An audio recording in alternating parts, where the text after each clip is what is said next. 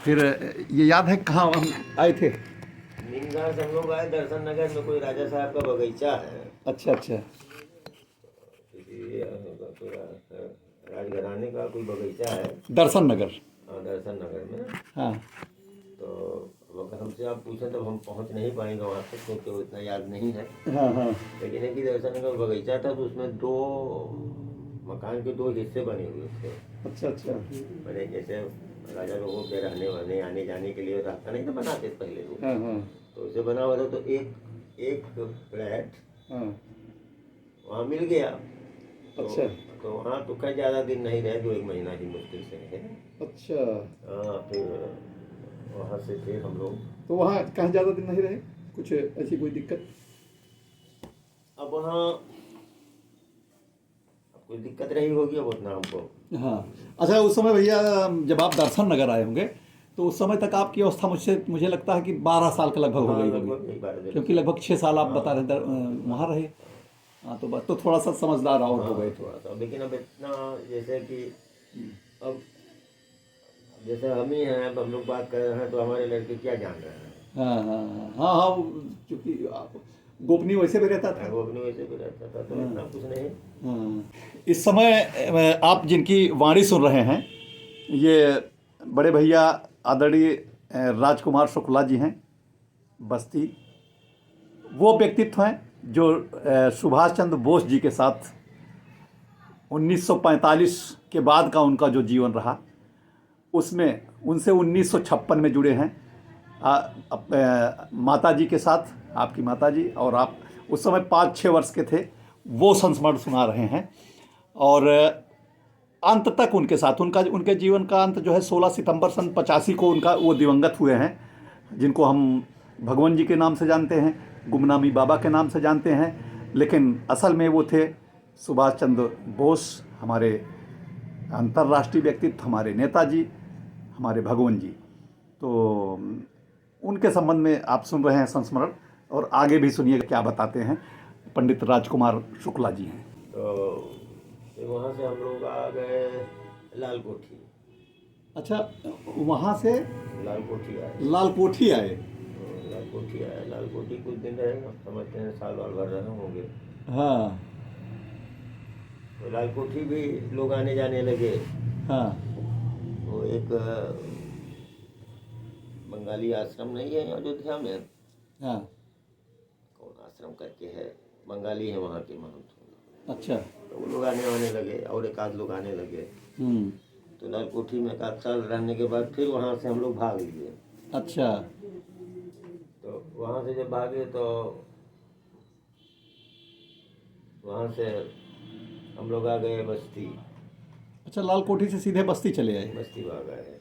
हाँ तो अब बस्ती आए तो सामान वामान लाद फान करके आया, किसी तरह से अम्मा लेके आई। हाँ। और बस से? भगवान जी तो बस से आए। अच्छा अच्छा। और आप लोग कैसे आए? हम पहले यहाँ आ गए, हाँ। अम्मा बाद में सामान के साथ आई। बस से आई होगी अम्मा भी? अम्मा हाँ। बस से आई, जैसे भी आई, शायद कुछ सब सवारी वारी कुछ की होगी। अच्छा अच्छा, भगवान जी बस से आए। हाँ, भगवान जी बस से आए। अच्छा, उस समय भी गेरुआ वस्त्र उस समय तक पहनते थे? गेरुआ लास्ट तक पहनते रह गया। हाँ।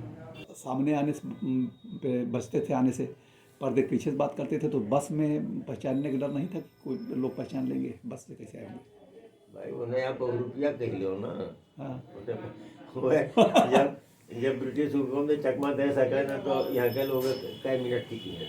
हाँ हाँ। तो इस तरह से ये तो वो वहाँ से अपना चाकू बंद करके निकल आए। तब गाड़ी वाड़ी रखाए ही थे, हाँ कोई समझ तो पाया नहीं। हाँ लेकिन यह था कि बसों में बैठे थे हाँ। तो सारे बस के यात्री घूम घूम के इनको घूर घूर के देख रहे थे। अच्छा, बता रहे बात बताए क्या? कहा थे ना मारे, ये सब हमको घूर घूर के सब देख रहे थे। जगदम्बे हम बैठे तो सब हमको देख रहे थे बार बार।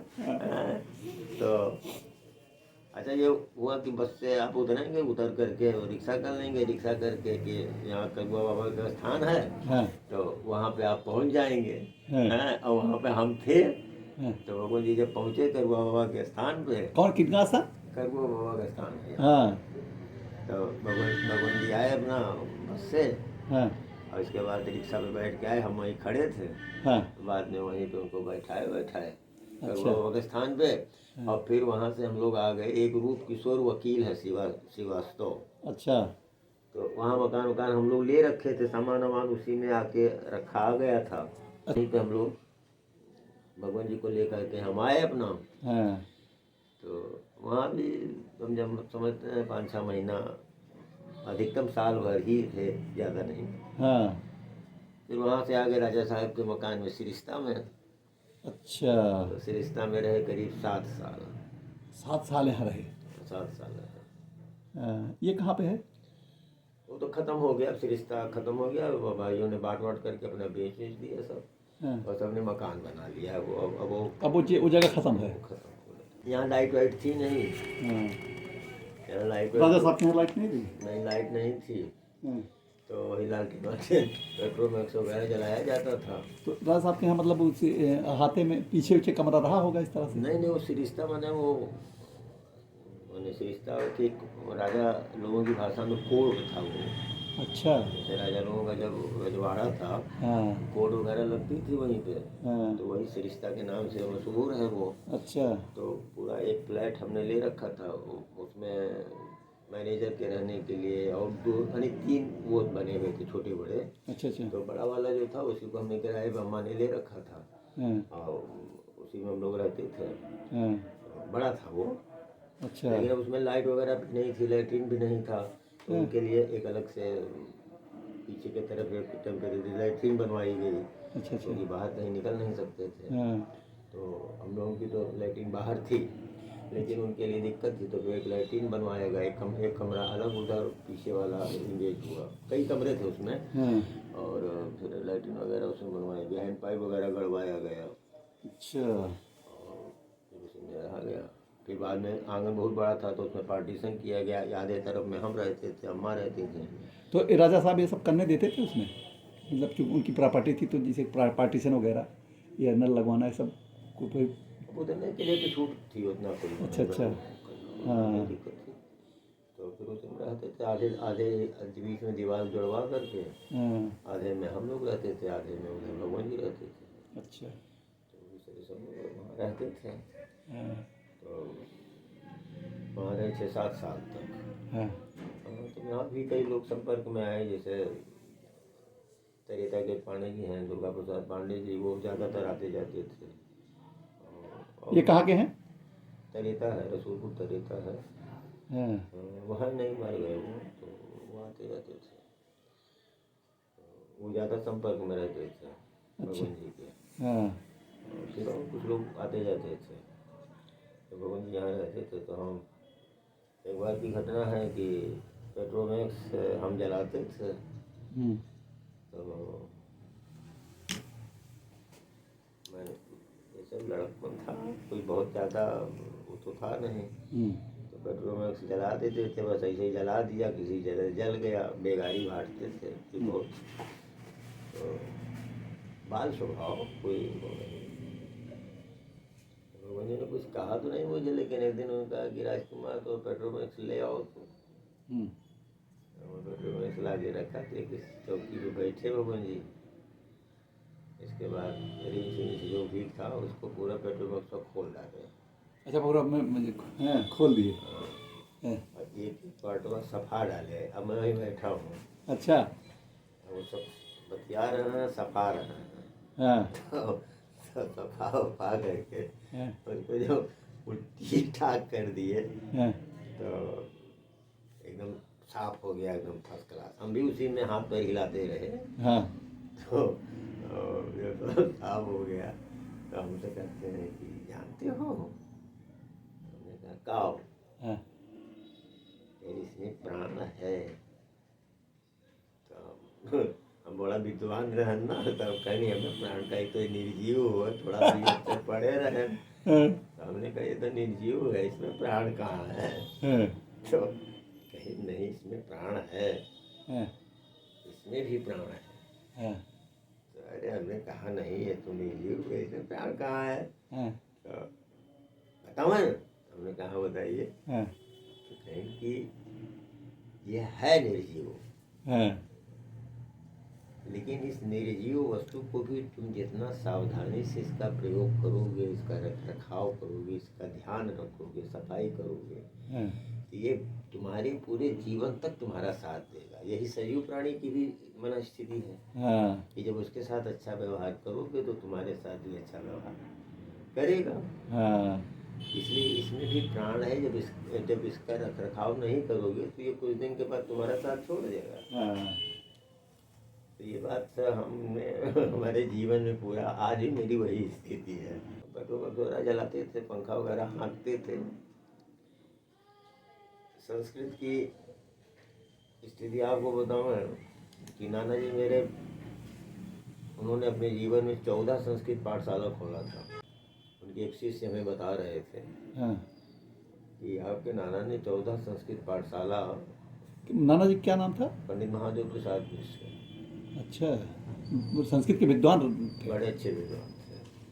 हम्म, तो उन्होंने 14 संस्कृत पाठशाला खोली थी। नाना जी जब आवे भगवान जी के पास तो नाना जी कुछ न कुछ वेद मंत्र जरूर बोल रहे हैं, विद्वान रावे के नहीं। अच्छा, नाना जी सामने होते थे वो भी पर्दे के पीछे? नहीं, वो भी नहीं, पर्दे में, अच्छा, अच्छा, किसी के सामने नहीं। हाँ, हाँ, यहाँ तक कि पवित्र मोहन राय वगैरह भी सामने नहीं होते। अच्छा, अच्छा, अच्छा, तो नाना जी जब आवे तो कुछ फूल वूल लिए रहे हाथे में, हाँ, और कुछ मंत्राक्षर अपन बोले और कुछ मंत्र संस्कृत में, वेद मंत्र वगैरह कुछ न कुछ कहें। विद्वान रावे कहने तो आज कोनो वेद मंत्र, कल कोनो वेद मंत्र, हाँ, कुछ अपन पढ़े उनके सामने। हाँ, एक बार की घटना है कि मैं अंदर पंखा हाँक रहा था, हाँ, गर्मी का सीजन था। नाना आए, हाँ, बैठना 2 मिनट तक कुछ अपन बड़बड़ाइन, कुछ पाठ वाठ की संस्कृत में।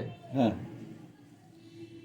हम पंखा हाँकत थे, देखा थे भगवान जी एकदम ध्यानावस्थित बैठा है चुपचाप, हाँ, कुछ बोलते ना है, ऐसे बैठा है।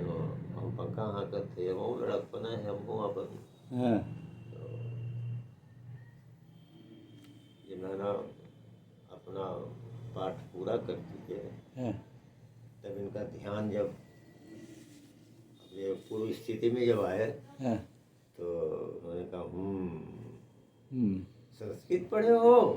हम्म, तो नाना हमारे, लेकिन ऐसे ही पढ़ाते हो, पढ़ते हो?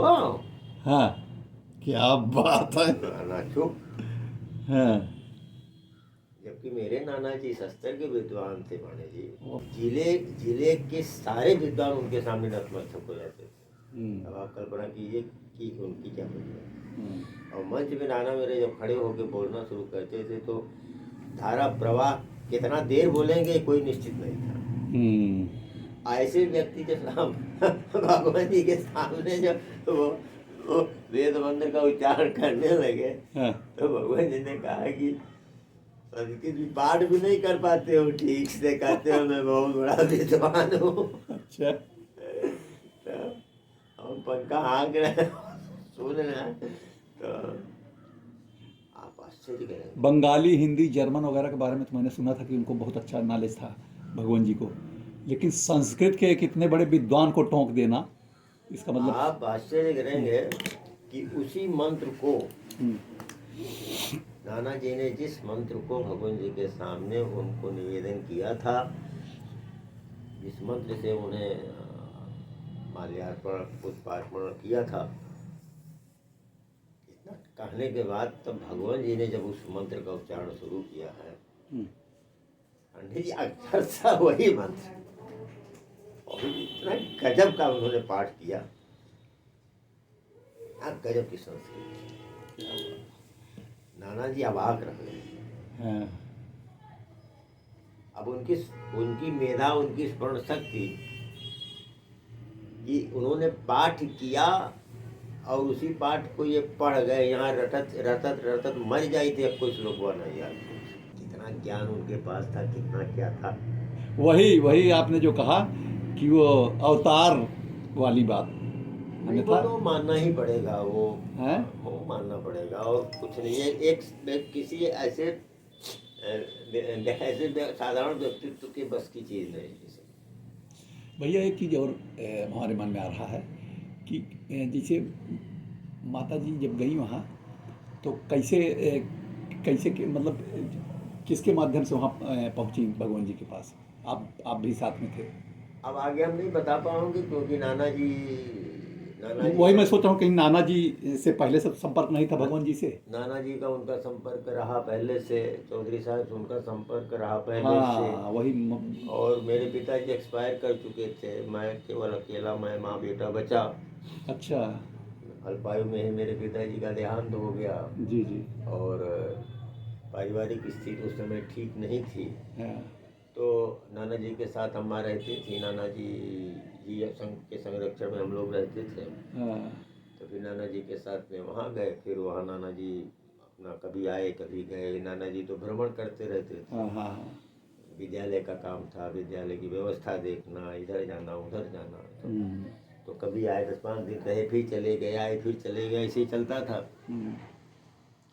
जैसे नैमिषारण्य में भी रहे तो नैमिषारण्य में भी नाना जाते थे, 10-15 दिन 1 महीना रहते थे। सुभाष चंद्र बोस जी लोग यही जान रहे 45 में वो चले गए थे। उनको बाद में हमको लग रहा है कि वो इतने आध्यात्मिक हो गए कि उनको दुनिया की चीज़ों से विरक्ति भी हो गई कि प्रधानमंत्री का पद हमारे लिए क्या है, या निकल के आऊँगा तो नेता के रूप में कोई पद बड़ा पा जाऊँगा तो उससे उसकी इनको लालसा नहीं रह गई। देखिए, अवतारी पुरुष जब अवतार लेता है, हाँ,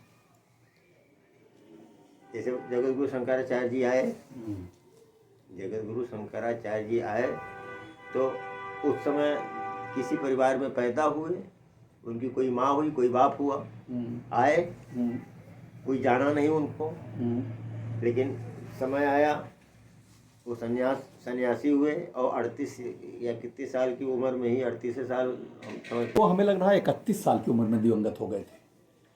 39 साल की उम्र में तो विवेकानंद हुए हैं। अब 31 साल की उम्र में ही वो आए और कब पढ़े और कब लोगों को परास्त कर दिए। शास्त्रार्थ में ऐसे इनके लिए भी हुआ। ये भी तो इसीलिए आए भारत माता को स्वतंत्र करने के लिए और कराए। और भारत माता को स्वतंत्र कराना इनका एकमात्र लक्ष्य, भारत माता को स्वतंत्र कराना था। तो उन असुरों से, वो असुर थे ना, असुरों के पंजे से भारत माता को उन्होंने मुक्त करा दिया। अवतार लिया, अवतार लिया अब भारत माता को मुक्त कराओ। जैसे भारत माता मुक्त हो गई, जैसे ये खुद अंडरग्राउंड हो गए, लेकिन अब उम्र तो जितनी इनकी निश्चित थी उतनी उम्र इनको जीना था।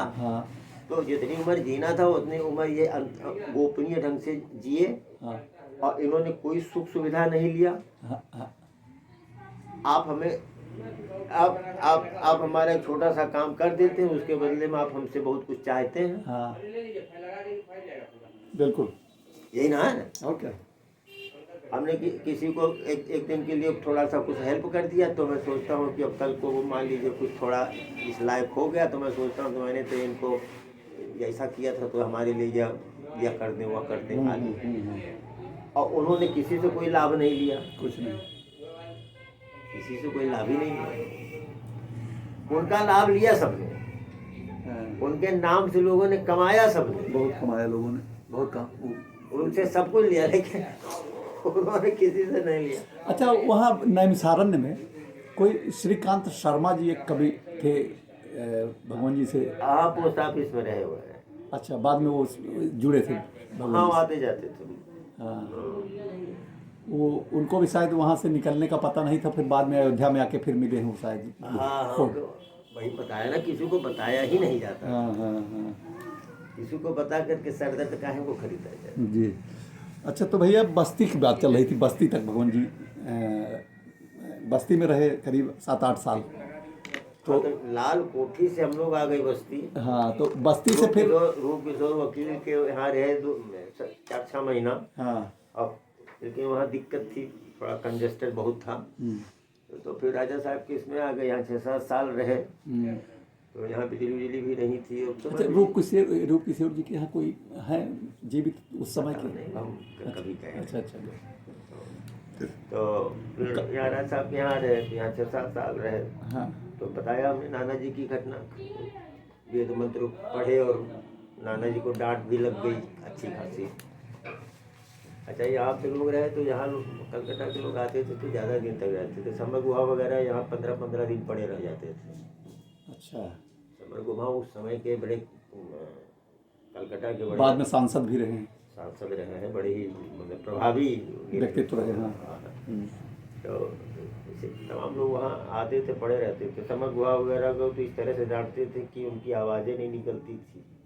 अच्छा, क्या ऐसा भी लगा कभी कि केंद्र सरकार का भेजा हुआ कोई आया हो, मंत्री वगैरह या? अच्छा, एक बार ये सुनने में आता है कि इंदिरा जी भी कभी मिलने आई हैं, आपकी जानकारी में ऐसा कुछ? अच्छा अच्छा, ऐसा बहुत कुछ सही होता है, कुछ वैसे भी ये लोग अब वो तो क्या थे, लीले राय के लोग इंदिरा जी कह दिए हो। ये वैसे। अच्छा, यहाँ से ये बस्ती से फिर कब किन परिस्थितियों पर प्रस्थान हुआ, कहाँ के लिए हुआ बस्ती से?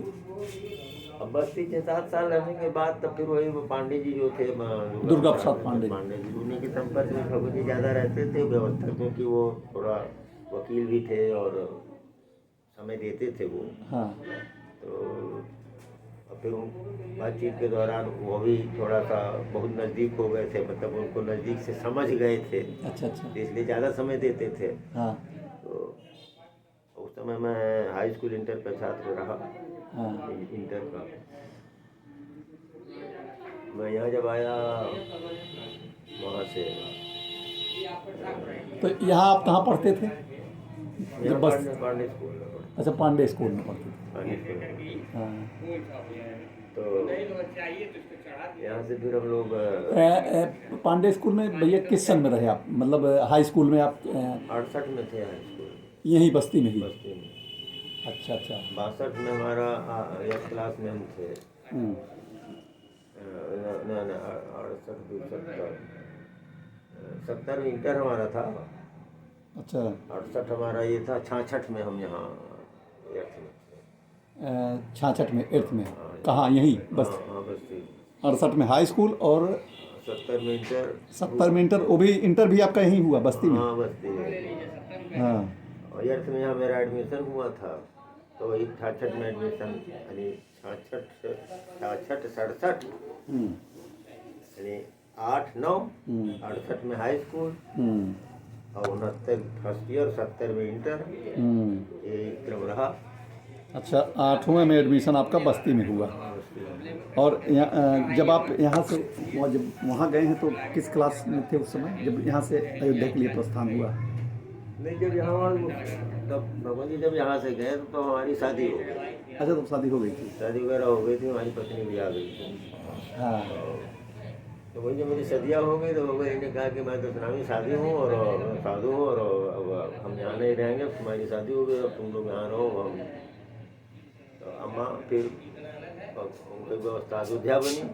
अयोध्या वही तब जा कर के नंद किशोर, जहाँ से हम लोग गए हैं, नंद किशोर मिश्रा जी के यहाँ अयोध्या? हाँ पंडा, तो उन्हीं का कोई धर्मशाला था।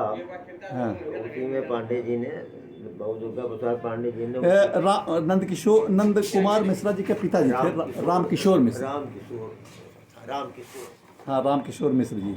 उन्हीं के उसमें मकान में हाँ भगवान जी को रखा गया, लेकिन वो मकान थोड़ा उनके लिए असुविधाजनक था। हाँ।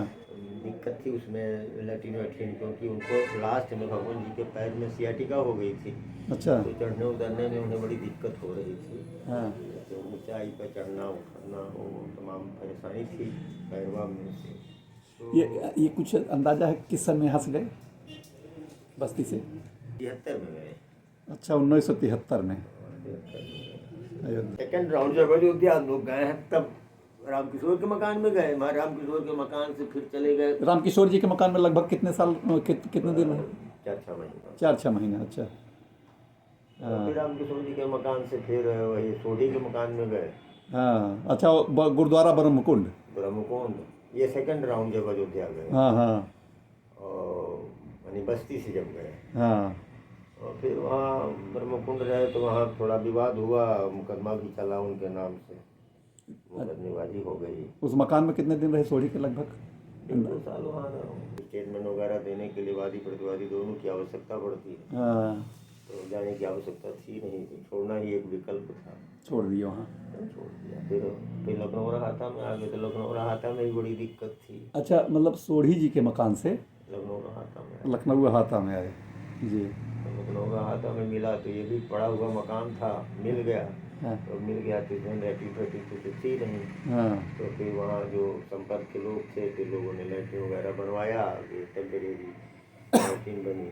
लेकिन यहाँ भी दिक्कत थी, क्योंकि सियाटिका होने के नाते से वो कई स्टेप ऊपर नीचे चढ़ना पड़ता था ना, अच्छा। तो उसमें उनको बड़ी दिक्कत होती थी। जैसे जहाँ जिस कमरे में रहते थे, ये 2 कमरा था, तो एक कमरे में अम्मा और हम रहते थे, हाँ और बगल में एक ही कमरा था थोड़ा लंबा सा, हाँ तो उसी में भगवान जी रहते थे। तो फिर उसमें से निकले तो ये एक स्टेप नीचे उतरे, फिर आवे तो 3 स्टेप नीचे आवे, हाँ। तो फिर लैट्रिन में जाए तो 3 स्टेप फिर नीचे उतरे, तो इस तरह से अच्छा अच्छा। तो उनको उतरने और चढ़ने में हाँ बड़ी उनकी स्थिति बड़ी माने दर्दनाक थी, बड़ा दिक्कत था उनको। अच्छा। हाँ, सियाटिका में आते। हाँ तो फिर कुछ ही दिन उसमें रहे, हम समझते हैं कि साल खान रहे होंगे, अच्छा अच्छा। साल 1.5 साल बीता होगा। हाँ तो यहाँ पे बी राव और आर.पी. मिश्रा, हाँ। बनर्जी, ये सब यहाँ जुड़े हैं आकर के लखनऊ हाता में। लखनऊ रहा में। अच्छा, बीराव डॉक्टर रहे। हाँ, डॉक्टर हाँ, वीरेंद्र और ऐसे किसी को नाम है उनका, है नहीं, अब नहीं है। नहीं बात है, लेकिन वो बोलते नहीं, मौन है। अच्छा, बीरा है वही। वो ये भी रहा है, लखनऊ में घर बनवाए हैं। हाँ तो ये तो वहीं पोस्ट थे फैजाबाद में, हाँ और एसपी मिश्रा भी सर्जन थे वहाँ फैजाबाद में। हाँ। तो ये बंगाली डॉक्टर क्या नाम है, बनर्जी। बनर्जी। हाँ, तो इस तरह से तोमर साहब। तो उमर साहब, तो इससे धीरे धीरे करके ये 4-6-10 लोग हाँ। मैंने जुड़े इसमें आकर के। अच्छा अच्छा। तो कभी कोई आया, कभी कोई आया, कभी कोई आया, आए गए, तो क्रम चलता रहता था। एक कहानी यहाँ भी मैंने पुलिस की सुनी थी कि वो एक एसएसपी साहब छापा डाले थे शायद।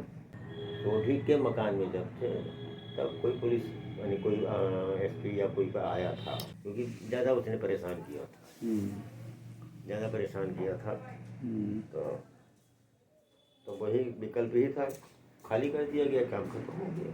खाली कर लखनऊ हाता चले गए। लखनऊ हाता में लगभग 1.5 साल रहे। वहाँ लगभग 1.5 साल रहे।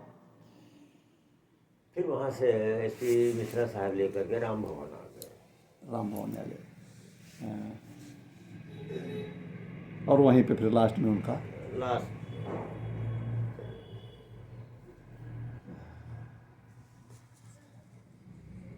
16 सितंबर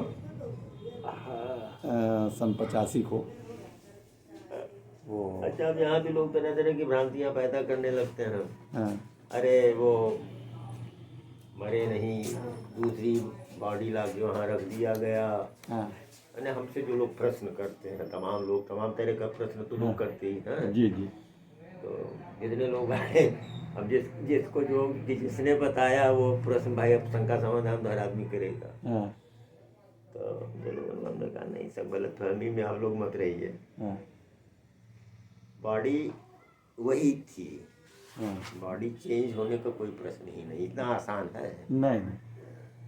कल्पना करिए हाँ कि बॉडी तो मृत बॉडी तो चेंज करना तो बहुत बड़ी बात है। इस झोले को बदल के दूसरा झोला हम रख पाएंगे? संभव नहीं। तो ऐसा नहीं है। हमने कहा ये एक पब्लिक की अपनी वो है, अलग अलग लोगों का वो कहना है। हाँ, ये भी है। एक और अफवाह है, कुछ लोग कहते हैं कि बॉडी पे केमिकल डाल दिया गया था चेहरे पे, ताकि उनका चेहरा न पहचान में आवे। नहीं, ये भी गलत है। गलत बात है ना। देखिए, ऐसा है कि अम्मा को जगदम्बा संबोधन उनका था, और अम्मा भी उनको पुत्रवत ही मानते थे। अब आप कल्पना करें कि अंतिम समय में राम भवन में भगवान जी लैट्रिन में नहीं जा सकते थे, तो उनके लिए लकड़ी की कुर्सी बनवाई थी। ये परमात्मा ही बना के लाए थे। अच्छा। परमात्मा लाया, कौन लाया? मैंने लकड़ी की कुर्सी थी, हाँ। वो बीच में काटी हुई थी। हाँ। तो भगवान जी को किसी तरह से टिका करके वहाँ पे अम्मा ले जा करके बैठा देती थी। हाँ। लकड़ी की कुर्सी पे बैठ करके वो शौच करते थे भगवान जी। हम्म। किसी तरह से शुद्ध होते थे। हम्म। फिर उनको दूसरी कुर्सी पे बैठा दिया जाता था। ये अब आप सोचें, ये कोई करेगा? माँ ही कर सकती है अपने बेटे, माँ ही कर सकती। कोई नहीं करेगा। पत्नी भी नहीं करती, कोई नहीं करता। बिल्कुल नहीं, बिल्कुल नहीं। फिर उनको नहलवाती थी, अपना नहाती थी। हाँ। फिर उनको नहलवा करके फिर उनका कपड़ा बदला जाता था, बदलते थे। हाँ। शुद्ध होकर के तब अपने बिस्तर पे आते थे। तब अम्मा फिर उनका कपड़ा खींचती थी और सारे शुद्धिकरण जो होना था होता था। तो ये सालों स्थिति भगवान जी की रही। अम्मा जी सेवा का, अम्मा जी ने बहुत सेवा की है और निश्चित रूप से अम्मा जी भी उन्हीं के धाम में होंगी, ईश्वर के बहुत करीबी। तो अगर उन्होंने उनका अम्मा कहा, अम्बे जगदम्बे, माँ कहते थे, जगदम्बे माँ, ऐसा तो अम्मा ने भी उनको पुत्रवत उनका अंतिम समय तक उनका वो किया। अब आप बताओ कि ऐसी महिला, ऐसी माँ के सामने से लाश बदली जा सकती है? कोई ले जाएगा? हिम्मत है किसी? दूसरी चीज, अब कोई कहता है कि नहीं चेहरा बदल दिया गया। अब आप बताओ कि चेहरा काहे को बदल दिया जाएगा? चेहरा अम्मा के देखते या मेरे देखते उसमें कोई हाथ लगा पाएगा? आप सुरक्षा के लिए हाथ बढ़ाओगे तो ठीक है, और सुरक्षा के लिए आप हाथ नहीं बढ़ा सकते। यथावत स्थिति रही है जी, बदलाव नहीं किया गया। हाँ। कुछ उनके चेहरे के परिवर्तन नहीं किए गए। हाँ। और हाँ, इसीलिए हमने पूछा कि ये भ्रांति दूर हो आपके इस कथन के माध्यम से, क्योंकि हाँ। आपसे ज़्यादा कोई साथ रहा नहीं है, आपसे ज़्यादा कोई उनके बारे में जानता नहीं है, तो आपसे ज़्यादा अच्छा स्पष्टीकरण कोई दे भी नहीं सकता। तो हमने लोगों को बताया, हमने कहना ऐसा कुछ नहीं है। हाँ। तो कुछ चेहरे में बदलाव किया गया। हाँ। क्योंकि अम्मा एक सेकंड वहाँ से हटी नहीं है। हाँ। मैं एक सेकंड हटा नहीं हूँ। जी। ये बात अलग है कि जब उनकी शरीर छूटी है तो मैं वहाँ नहीं था। अच्छा। लेकिन हाँ। उनकी शरीर छूटने के 2-3 घंटे के अंतराल पे मैं पहुँच गया। अच्छा, आप यहाँ रहे होंगे बस्ती में? यहाँ थे, सूचना आई होगी तो गए तो होंगे। उनकी शरीर छूटी है रात में। हाँ। मैं समझता हूँ वही 10-10 बजे के लगभग। अच्छा, रात में? रात में। और एक कंडक्टर कोई वहीं रहते थे, तो उन्हीं के माध्यम से हाँ। हमें यहाँ सूचना मिली है। तो मुझे सूचना लगभग 12 बजे करीब, यहाँ 12-1 बजे सूचना मिली रात में? रात में। हाँ। और मैं 3-4 बजते वहाँ हाँ। पहुँच गया। हाँ। तो अब तब से ले करके और गुप्तार घाट तक हाँ। उस पार्थिव शरीर को अम्मा ने तब छोड़ा जब गाड़ी पे उस पार्थिव शरीर को लेके हम लोग निकल गए। हाँ। और उस बीच में तो ना अम्मा ने छोड़ा ना मैंने छोड़ा, तो बदलाव कहाँ से हो जाएगा? कहीं नहीं हो सकता। परिवर्तन कहाँ से हो जाए? ये अफवाह भी फैलाई जाती है। हाँ, जी जी। कि लोग भ्रमित हो जाएं। हाँ। जैसे भगवान जी ने अफवाह फैला करके कि एरोप्लेन में उनकी मृत्यु हो गई, ये फैला दिया। हाँ। तो अब लोग जान गए कि हाँ मृत्यु हो गई, ब्रिटिश हुकूमत भी जान गई कि मृत्यु हो गई। लेकिन शक्का तो उसको था ही कि भी कैसे मर सकते हैं ये। हाँ, जी। लेकिन अब उनको मृत साबित कर दिया गया। अभी तक मरे ही हैं एरोप्लेने में। मुखर्जी आयोग आया तो संजोगी था कि मुखर्जी आयोग को यहाँ तक आना था। यहाँ आए थे? यहाँ नहीं आ पाए। हाँ। हुआ क्या कि मुखर्जी आयोग को जब आना था उसके तो ये 4-6 महीना पहले, हाँ।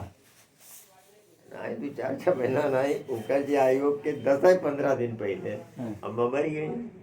अच्छा, ये मतलब 2000 के आसपास? ऐसे कुछ बार उतना डेट या कहाँ याद हुआ। हाँ। तो जब मुखर्जी आयोग आया तो सूचना वगैरह तो हमको मिली यहाँ। तो अब अच्छा भी हुआ, तो उसके 4-10 दिन पहले ही अम्मा अंतर्धान हो गई। हाँ। अब मुखर्जी आयोग का प्रोग्राम हाँ। स्थगित हो गया, क्योंकि यहाँ सारे प्रशासन को सूचना हो गई थी, सारी प्रशासनिक तैयारियां हो चुकी थी। हाँ। तो वही 4 दिन बचा था आने में, तब तक अम्मा चली गई। फिर सब सारे प्रोग्राम पोस्टपोन हो गए यहाँ के। अब पता लगा आप क्या हो, तो फिर मुखर्जी आयोग का कोर्ट लगा वहीं गेस्ट हाउस में फैजाबाद। तो संबंधित सारे लोगों को बुलाया गया था, मुझे भी बुलाया गया, मैं भी गया था। बाकी तो बाद में सहाय वहाय वालों ने बुलाया ही नहीं। तो मुखर्जी आयोग हमसे बार बार यही जानना चाह रहा था कि एरोप्लेन में मृत्यु हुई कि नहीं। तो घुमा फिरा करके भाई, जब वो लोग बड़े लोग हैं, बड़ी बड़े ब्रेन हैं, उन लोगों के तरीके अलग अलग हैं, लेकिन भगवान जी की जिसके ऊपर ऐसे बरदस्त रहेगा उसका कोई कुछ नहीं बिगाड़ता। जी। तो भगवान जी तो मेरे पीछे लगे हुए ही थे, वो हमारी सुरक्षा तो कर ही रहे थे। वाणी में भी दम आ गया था, हम भी अपना दहाड़ के बोल रहे थे, हम कहीं जानी हुई है मुखर्जी आयोग में।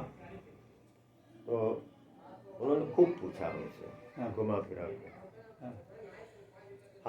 हमने कहा उनसे, हमने कहा श्रीमान, यह जो कहा जा रहा है कि एरोप्लेन में उनकी मृत्यु हुई है बिल्कुल निराधार है और झूठ है। उनकी मृत्यु हुई ही नहीं। अगर मुखर्जी आयोग की रिपोर्ट मिले तो उसमें हमारा स्टेटमेंट मिलेगा। हमने कहा एरोप्लेन में उनकी मृत्यु हुई ही नहीं। फिर क्या घुमा फिरा के पूछा उन्होंने, बहुत कुछ पूछा। तो मैंने उनको एक बात बताई, हमने कहा श्रीमान, जैसे मेरा एक निवेदन है कि राम भवन में जितना भी जो भी सामान इस समय ताले के अंदर रखा हुआ है, मैं श्रीमान से निवेदन करूंगा कि उसको निष्पक्ष उस पर विचार कर लिया जाए।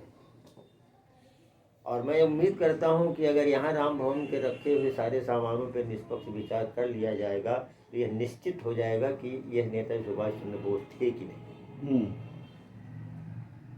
उन्होंने पूछा कि जो यहाँ गुमनामी के नाम से जो मरे हैं वो नेताजी सुभाष चंद्र, उन्होंने कहा बिल्कुल वही थे। और उसके लिए प्रमाण, हमें हमारे प्रमाण को आप प्रमाण न माने, इससे बेहतर प्रमाण क्या हो सकता है कि उस कमरे में अभी सारे सामान उनके रखे हुए हैं, उन सारे सामानों पे शोध कर लिया जाए ना। लेकिन उसमें पक्षपात नहीं होना चाहिए, उसमें किसी तरह का निष्पक्ष होना चाहिए। अगर ऐसा हो जाएगा तो सरकार को फिर दोबारा आयोग बैठाने की जरूरत नहीं पड़ेगी।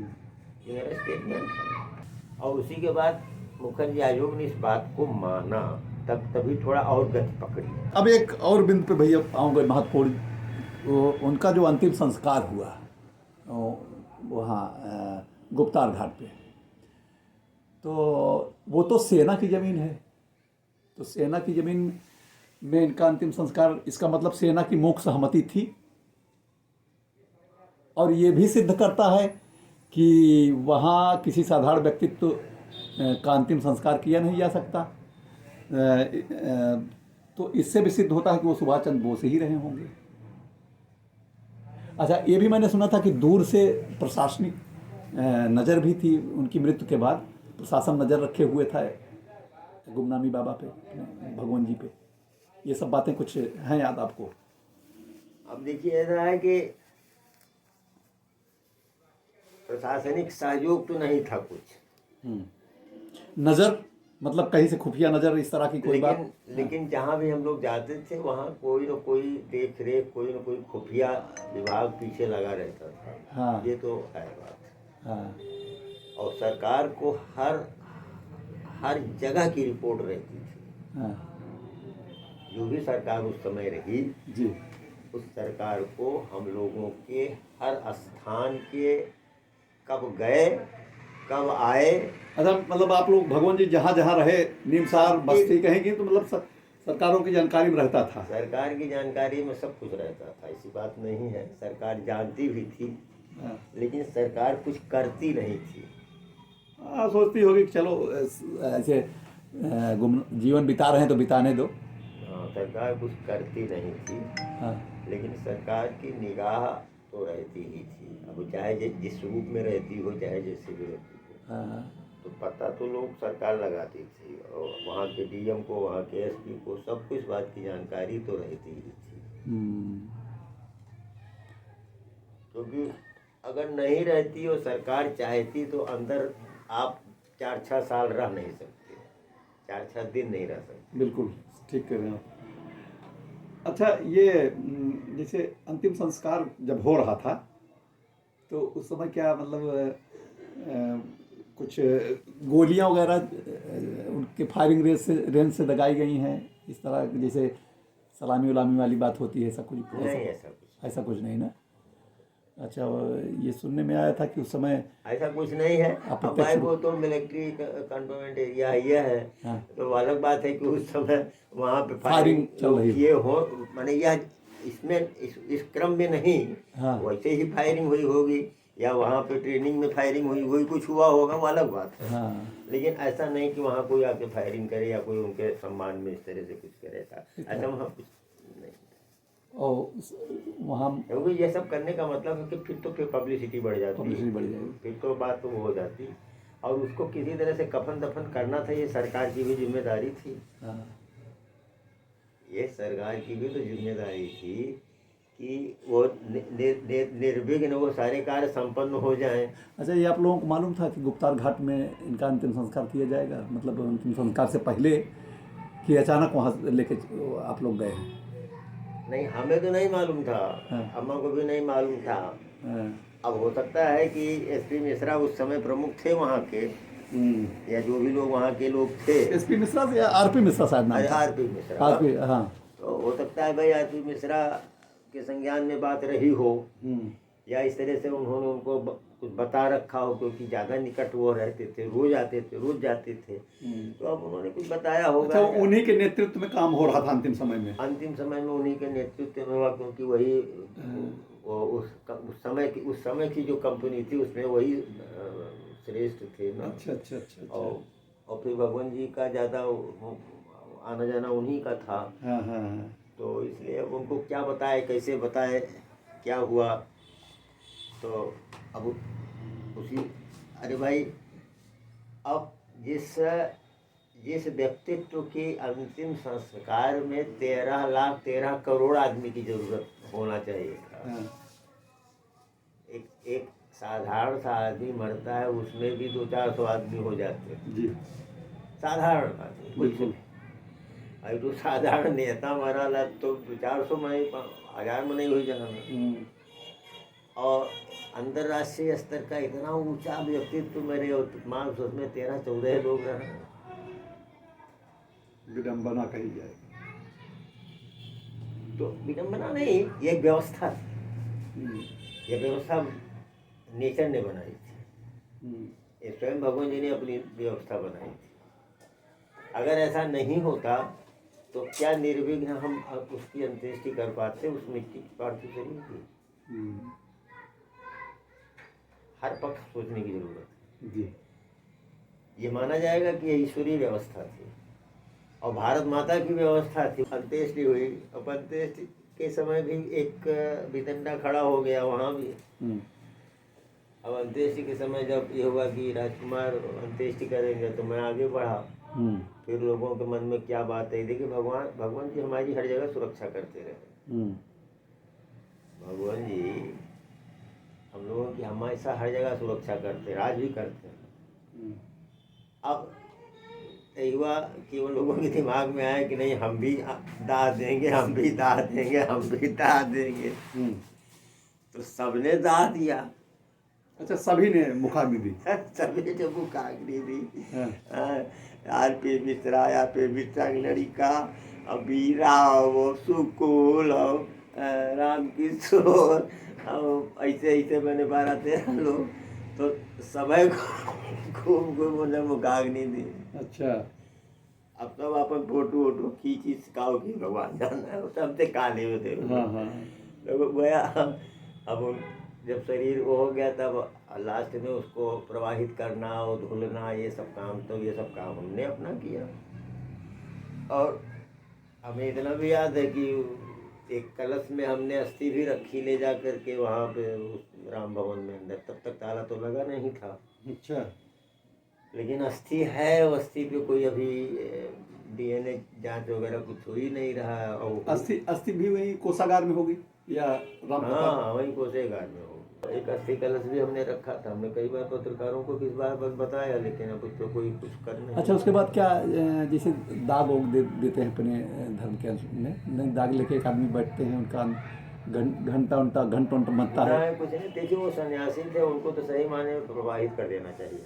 हाँ हाँ साधु संतों को, सन्यासियों का प्रवाह ही होता है जी। लेकिन अब वहाँ प्रश्न यह था कि प्रवाह हम कर कैसे सकते थे। अब वो एक प्रकार से सबूत भी खत्म करना था, सबूत भी खत्म करना था। नहीं तो अस्थियाँ तो प्रवाहित करने का मतलब कि अस्थि तो रहेगी ही, अगर रहे किसी के हाथ लग सकती है कभी भी। किसी के हाथ लग सकती है। तो अब एक तो ये तो भगवान जी की अपनी व्यवस्था थी, वो अपना सब योजना बनाते चलते थे। वो कोई साधारण आदमी नहीं थे, तो इतना वो नहीं है। तो अब क्या नाम, तो हमें एक ही विकल्प था कि उनकी अंत्येष्टि हो। तो अंत्येष्टि हो गई, सब सरजू मैया को समर्पित हो गई। थोड़ी सी अस्थि रखी है वहाँ पे, लेकिन उस पर कुछ विचार नहीं, सरकार उस पर वो नहीं कर रही, या लोग नहीं कर पा रहे हैं, क्या है, प्रयास सब कर रहे हैं। चलिए हो गया। तो अब धूल-धाल करके हम लोग वहाँ से फिर आ गए अपने स्थान पे रहे। अच्छा ये हुआ कि अकेले हम करते तो फिर हमें, फिर वो हालांकि सन्यासी थे, उनके लिए कोई ऐसा प्रतिबंध नहीं है, ऐसा कोई प्रतिबंध उनके लिए नहीं था।